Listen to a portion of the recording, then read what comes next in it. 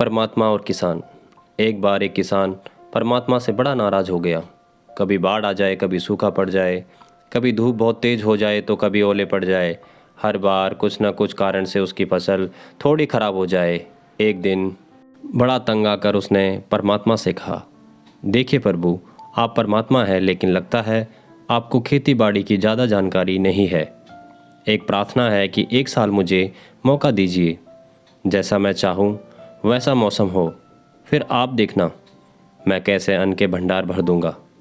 परमात्मा मुस्कुराए और कहा, ठीक है, जैसे तुम चाहोगे वैसा ही मौसम दूंगा, मैं दखल नहीं करूंगा। किसान ने गेहूं की फसल बोई। जब धूप चाही तब धूप मिली, जब पानी तब पानी। तेज़ धूप, ओले, बाढ़, आंधी तो उसने आने ही नहीं दी।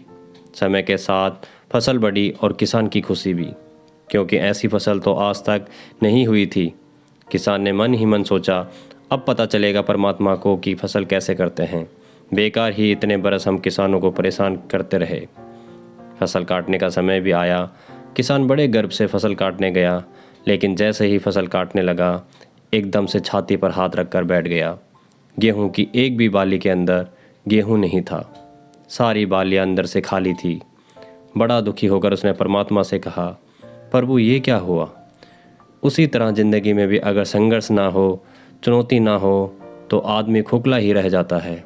उसके अंदर कोई गुण नहीं आ पाता। ये चुनौतियाँ ही तो आदमी रूपी तलवार को धार देती है, उसे सशक्त और प्रखर बनाती है। अगर प्रतिभाशाली बनना है तो चुनौतियाँ तो स्वीकार करनी ही पड़ेंगी, अन्यथा हम खोखले ही रह जाएंगे। अगर ज़िंदगी में प्रखर बनना है, प्रतिभाशाली बनना है, तो संघर्ष और चुनौतियों का सामना तो करना ही पड़ेगा। दोस्तों, उम्मीद करता हूँ कि आपको ये कहानी पसंद आई होगी।